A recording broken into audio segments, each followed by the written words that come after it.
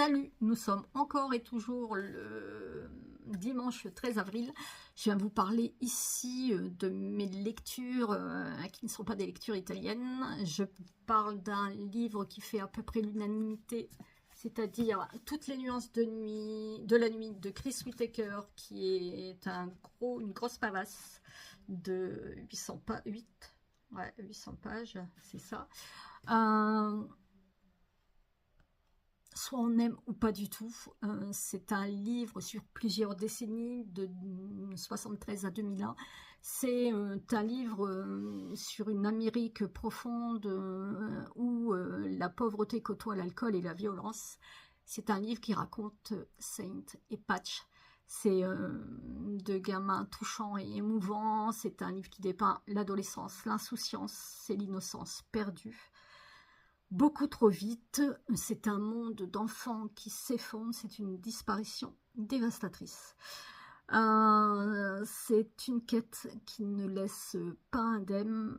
Toutes les nuances de la nuit, c'est une poésie brute dans les mots et les paysages. C'est les émotions qui sont à vif, c'est un basculement de l'ombre à la lumière. C'est de la lumière à l'ombre, c'est cru, ça colle à la rétine et ça fait mal au-delà de l'espoir. Saint, moi, m'a ému beaucoup. C'est une gamine qui a un regard lucide sur le monde. C'est une gamine qui découvre bien trop vite, bien trop tôt le deuil, la douleur et la souffrance, l'injustice. Moi, Saint et Patch, ils sont brisés par la tragédie et ça, je vous laisserai découvrir. Beaucoup en parlent et parfois peut-être un peu trop.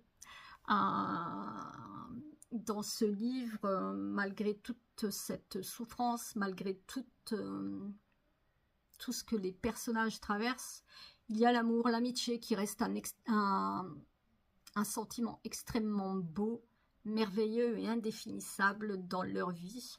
Une amitié indéfectible, c'est un roman qui est déchirant. Moi, j'avais beaucoup aimé de Chris Whittaker, Duchesse. D'ailleurs, même si celui-ci, c'est un coup de cœur, je reste bloquée sur Duchesse, que j'avais vraiment, vraiment adoré. Cependant, l'auteur, il a une écriture sensible, unique, et l'atmosphère y est poisseuse, elle s'accroche à la peau. Et l'ombre de cette nuit gravée à jamais pour les deux gamins, c'est une altération dans la certitude de la vie. C'est un roman noir, émotionnel et intense. Les chapitres sont courts et le ressenti est vif. On a mal, on est écorché. Il y a des personnages qui sont mémorables, attachants, touchants. Saint, Patch, Norma, la grand-mère de Saint, que j'ai vraiment, vraiment beaucoup aimé. Misty, qui doit tant à Saint, mais l'auteur, il a fait 800 pages qui nous imprègnent d'une certaine mélancolie, de langueur, de vague à l'âme. C'est le temps qui passe.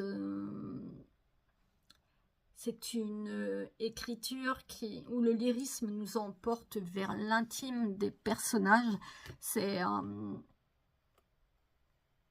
On vit avec eux le drame, la souffrance. C'est Chris Whittaker, l'auteur, et il nourrit l'urgence de la vie qui passe, de la vérité, de la mort. C'est un livre unique et inclassable. C'est un roman noir, c'est un thriller, c'est beaucoup de choses à la fois. On ne peut vraiment, vraiment pas le... Ouais, pour moi, c'est un livre inclassable. C'est un roman magistral. Et une phrase, moi, que j'ai beaucoup aimée, c'est « Je préfère vivre et mourir dans les extrêmes qu'exister au milieu ». J'ai pas besoin d'expliquer plus. C'est un livre qu'il faut lire, c'est un livre qu'il faut apprécier. C'est 800 pages, mais 800 pages que l'on ne sent pas passer. Moi, j'ai décidé d'en rester là. Si vous voulez en savoir plus, allez voir d'autres chroniques. Je ne vous donne pas le nom de blogueur ou d'instagrammeur, j'ai pas envie. Mais moi, je vous donne le flambeau, je vous donne cette histoire qui vraiment, vraiment, les personnages resteront ancrés en nous. Et cette histoire est vraiment quelque chose qui... c'est une histoire qui va s'accrocher. C'est une histoire que l'on va garder. C'est une histoire que l'on va aimer. Et qui va nous... ouais, nous traverser. C'est vraiment, vraiment une magnifique histoire. Donc, j'ai terminé aussi H de Bernard Minier. Je vous en parle bientôt. Alors, j'ai fait plein de... ouais, j'ai corné mes pages, je sais. Moi, j'ai adoré ce livre. C'est... alors oui, j'aime Bernard Minier. Et tout en... enfin, en étant honnête, j'ai vraiment, vraiment adoré ce dernier livre. Il y a une certaine facette de Servaz que je ne connaissais pas et que l'on apprend ici. Et je trouve ça tellement, tellement bien. Et puis, l'écriture de l'auteur, elle est toujours recherchée. Ouais, il y a beaucoup de recherches, il y a aussi beaucoup de descriptions que j'aime beaucoup, des paysages qu'il traverse. Je vous en parle, promis, je vous en parle bientôt et il est excellent. Je peux pas dire que c'est... ouais, moi c'est un coup de cœur, j'aime beaucoup, beaucoup, beaucoup les livres de Bernard Minier. Moi je suis une fan de Bernard Minier. Mais effectivement, tout en étant honnête, oui, il est excellent. Après, tout le monde ne peut pas aimer, mais j'ai vraiment adoré ce livre. Sinon, actuellement, je lis avec Elodie Universe, Pietà de Daniel Cole. Pour l'instant, j'ai beaucoup aimé j'ai beaucoup aimé pour l'instant, mais là, c'est un petit peu long. C'est un peu redondant. Et je n'ai pas compris ce bond en arrière. Je n'ai pas compris pourquoi les meurtres du départ. Alors c'est avec des meurtres qui représentent des statues. Donc le premier c'est la statue de Rodin. Le deuxième c'est la Pietà. Et deux enquêteurs un peu barges pour deux enquêteurs atypiques sont intéressants, mais il y a un moment, il y a un basculement. Ouais, pour l'instant, je le trouve un peu long. Je sais pas si je vais retrouver ouais, le début, ça allait vite. C'était hyper intéressant. On découvrait plein de choses. Là, ouais, je trouve que c'est un petit peu redondant. Sinon, j'ai reçu au niveau enfant. Ça sort. La fourmilière. C'est chez 400 et 400 tout. Et ça sort le 24 avril, je crois. Je suis plus tout à fait sûre, mais si c'est ça, le 24 avril. De Michael Escoffier. C'est la reine des fourmis qui a trouvé l'endroit idéal pour construire sa grande fourmilière, mais à peine l'édifice achevé, le sol se met à trembler. Bien envie de vite le lire au petit. Une mangue pour mots que je trouve magnifique, un livre superbe. Il est, j'adore les. Alors il est sorti, il sortira le 14 mai. J'adore les illustrations, beaucoup de couleurs, beaucoup de descriptions et j'adore ça. Et j'ai lu le livre la BD d'Antoine Decaune et Xavier Coste, Île déserte. Alors quand je l'ai eu, j'ai pas fait attention. Île déserte, pour moi c'était ILE. Et après quand j'ai bien regardé, ouais, Île déserte, il y a un jeu de mots. C'est Georges ou la vie sauvage, c'est le père d'Antoine Decaune qui part à l'aventure. Et pareil, hein, j'aime beaucoup les descriptions, j'aime beaucoup les couleurs. Je trouve ça magnifique et ça nous fait voyager. Donc je vous en parle bientôt. J'ai pas intérêt à m'en mêler à m'emmêler les pieds avec les deux vidéos que je vous fais en même temps. Je suis en train de regarder, ouais, c'est bon.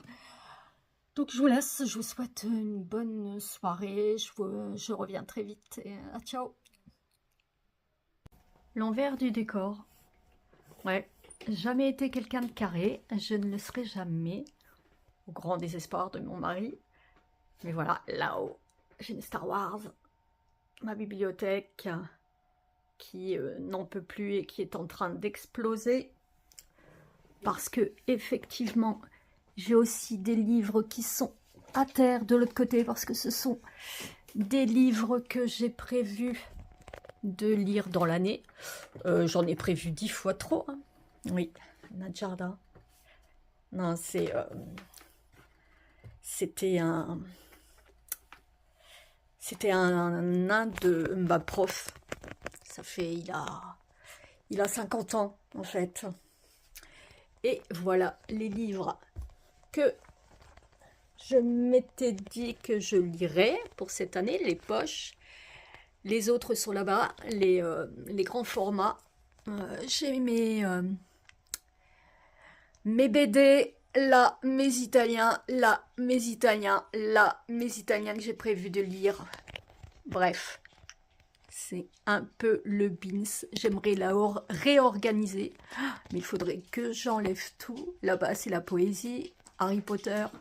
Il faudrait que j'enlève tout, que je mette tout à terre. Mon mari va être fou. Fou, fou, fou. Ma cagnotte pour les vacances.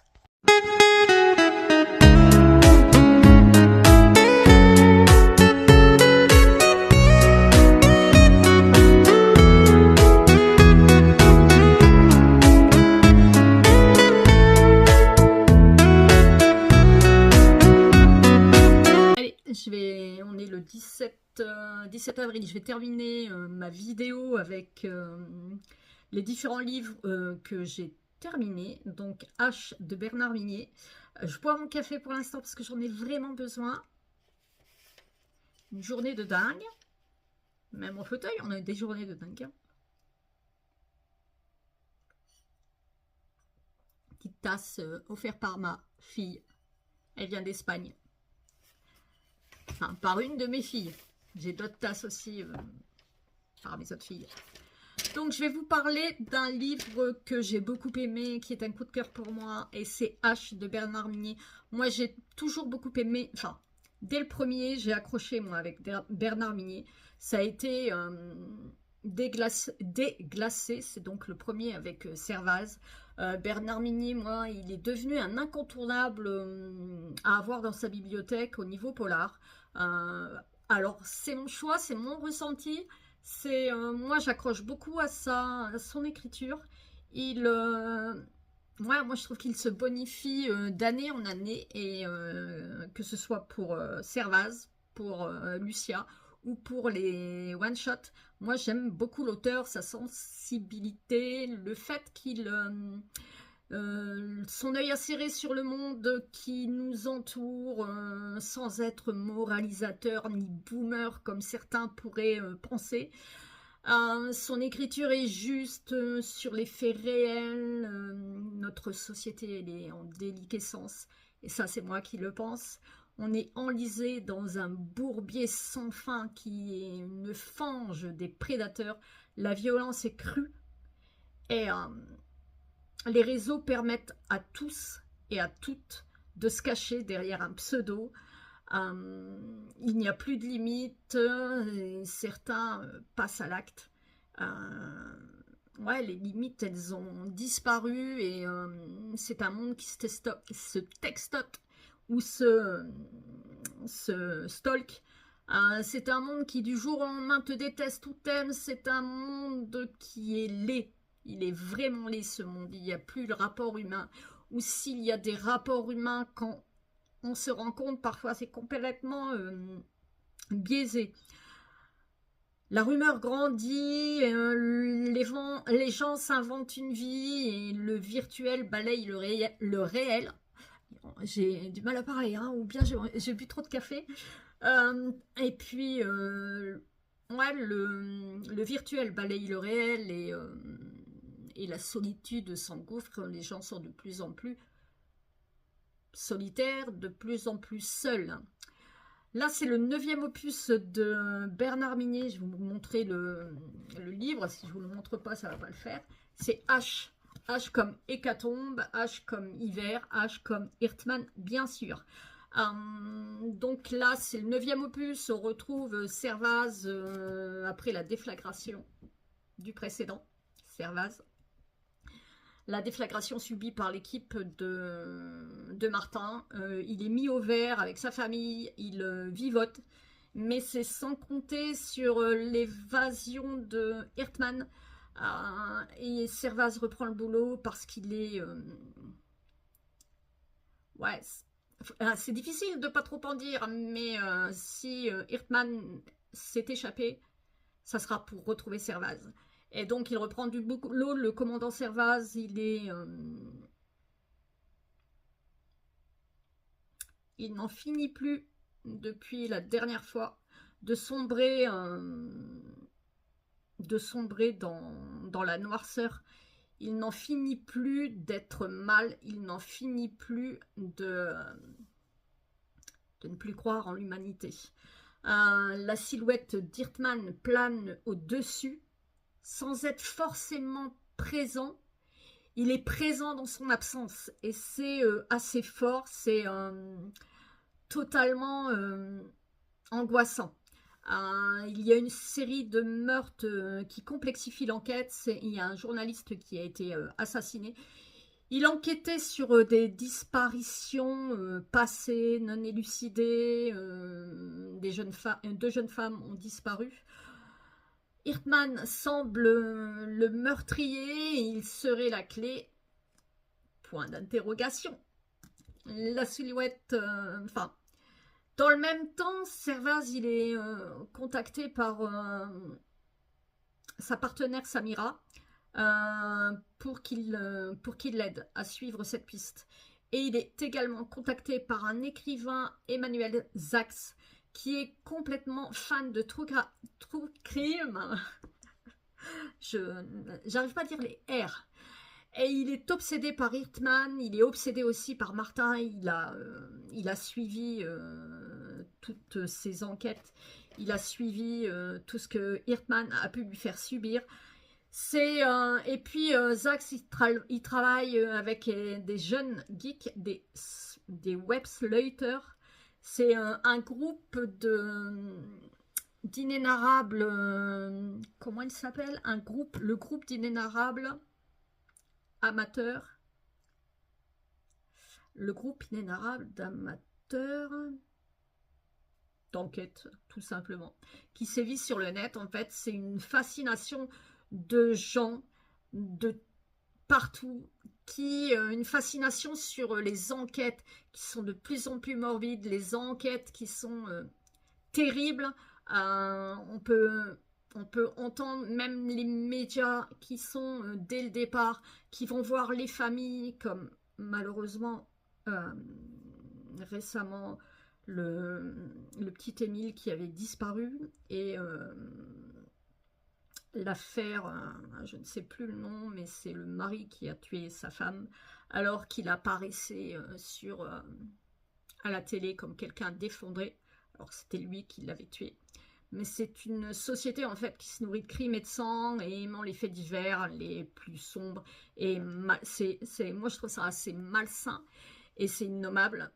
Alors je lis du noir, je lis du thriller, j'aime beaucoup ça, mais j'ai horreur des livres qui retranscrivent les enquêtes qui n'ont pas été élucidées, les enquêtes ou les enquêtes élucidées, comment ça s'est passé, etc., etc. Et puis, mis à part ces web slaters, il y a aussi les présentateurs de télé-réalité. Alors là, on peut reconnaître les présentateurs de télé-réalité qui veulent faire le buzz, qui veulent exploser l'audimat et qui en même temps se mettent également en danger. Martin, lui, il est affaibli. Samira aussi porte également les stigmates de l'affaire passée. La douleur est omniprésente, elle est à son paroxysme, et puis c'est à la fois agaçant, angoissant, violent et provoquant. Martin devient provoquant. Les difficultés et les drames ont formé le caractère plutôt que d'être à terre. Il est encore plus, plus bravache, plus fort. Il se moque un peu plus noir, plus dans ses paroles même plus froid. L'atmosphère, elle est pesante, le monde est en souffrance, le paysage a énormément d'importance, les éléments aussi, ça marque les esprits. Le vent fouette le visage, le froid nous paralyse, la forêt a aussi une dimension fantasmagorique, et le silence est ouaté, la neige, etc., etc. C'est aussi cela, l'univers de Bernard Minier qui intègre le paysage dans ses enquêtes. Les personnages, l'auteur, il a écrit un thriller haletant, la tension monte crescendo. Bernard Minier joue avec nos nerfs comme il sait si bien le faire. Alors de sueur froide en montagne russe, on s'effondre. Il nous fait, il nous balade, ne nous ménage pas et il ne ménage pas non plus ses personnages. On l'a vu dans son avant-dernier, mais là aussi, ce sont des personnages à la psychologie, mais travaillés, c'est hyper réaliste. Quant à l'enquête, elle nous percute. On percute un mur tellement la plume est visuelle. Pour en faire un film, une série, comme il y a eu pour Glacé. L'enquête est visuelle. Minier Servaz, il nous prend totalement aux tripes. Moi, c'est un personnage que j'adore, ainsi que ses collaborateurs. Bernard Minier, il est au plus haut de sa forme. C'est un faiseur d'histoire qui intègre les penchants les plus vils de l'humanité, de notre société. Il n'y a pas de temps mort. On termine sur les rotules et essoufflé. Et on s'achemine, c'est le 9e opus, vers un climax qui nous terrifie. Pour moi, c'est un thriller morbide, maléfique et magistral, puis machiavélique. Donc, bref, je vous dirais de le lire absolument. Il est excellent. Je vais le ranger à côté de ses petits frères. S'il ne tombe pas. Non, c'est bon. J'ai lu aussi La Pietà de Daniel Cole. Je l'ai lu avec Elodie, du conte Elodie Universe, ou l'univers d'Elodie, je ne sais plus. On l'a lu pour le challenge Liseuse hyper fertile et de Mon jardin littéraire. Donc on est à Hyde Park en 83, dans le jardin solitaire et glacé, la statue médite penchée, le poing sous le menton.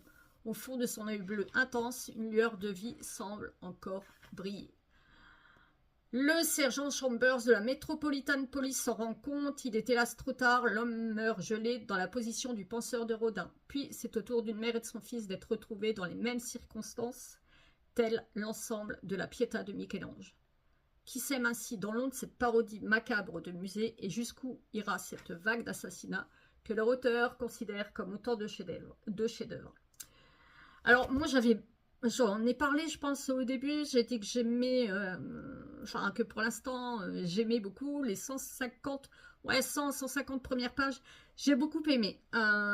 J'ai beaucoup aimé l'idée. J'ai l'intrigue autour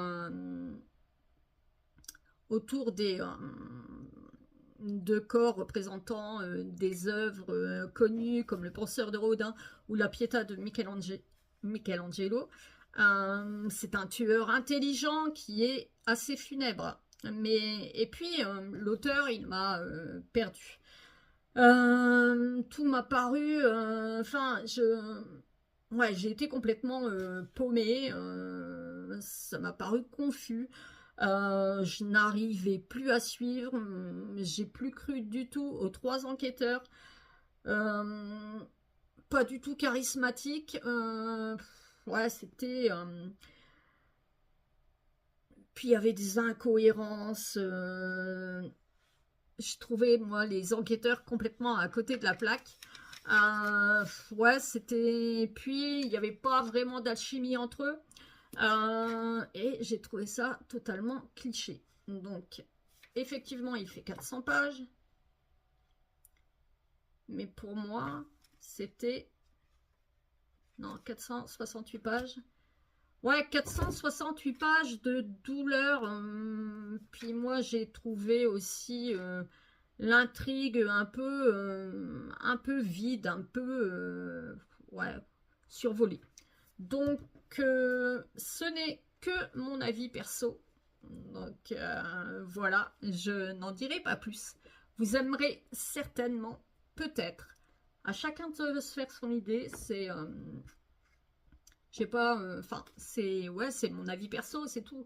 Donc voilà, sur ce, moi, j'ai terminé de vous parler de ça. Actuellement, je lis les Everglades, enfin, je sais plus le titre, mais c'est le dernier de R.J. et Laurie. C'est le dernier d'R.J. et Laurie que j'ai sur NetGalley, donc je le lis, j'ai besoin de mon téléphone ou de ma tablette, mais il y a eu un petit couac entre NetGalley et la Kobo.